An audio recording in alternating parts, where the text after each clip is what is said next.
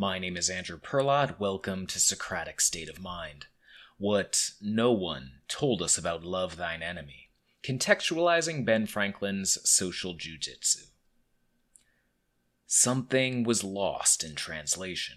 Love thine enemy is one of the most famous biblical commandments from the Sermon on the Mount, but it doesn't say what we think it says. My previous post on the social jujitsu of Ben Franklin and the Stoics discussed turning enemies into friends by admitting weaknesses and asking for help.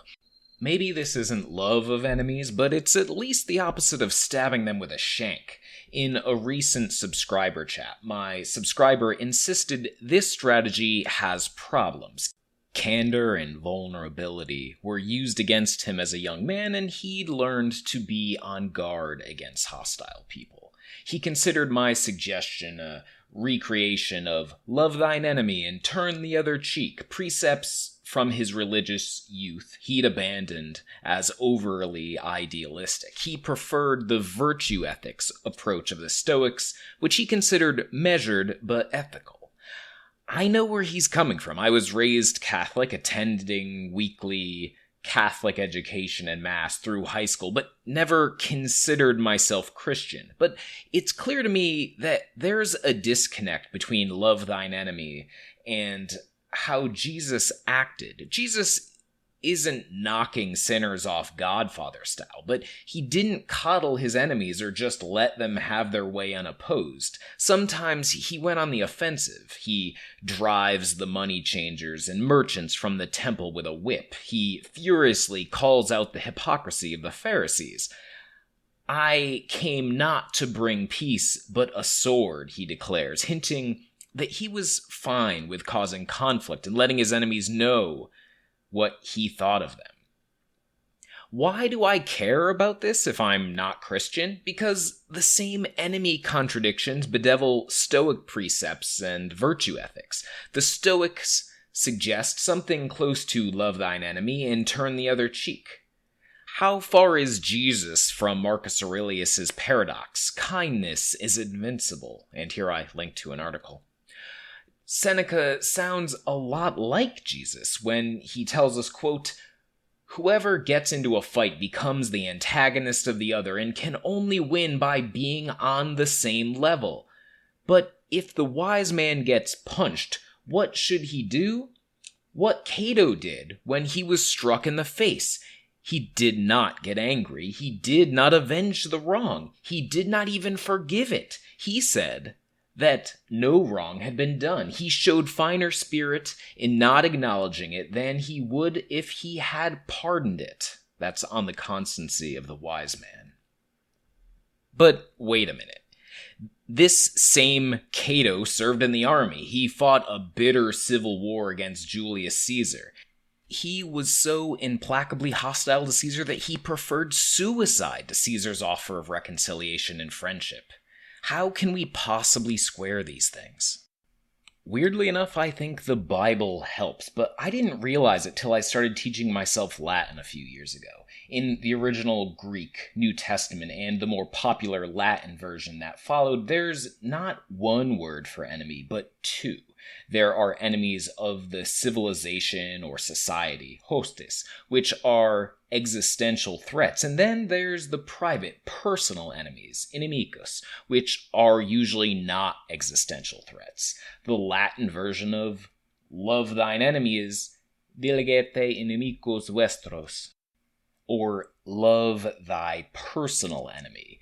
Inimicus literally means the opposite of a friend, usually someone embedded in your society beside you who you can't get along with. This is who Jesus is telling us to love. The offensive value of kindness. Just as Franklin subverted enemies with his keen understanding of psychology, Marcus Aurelius did too.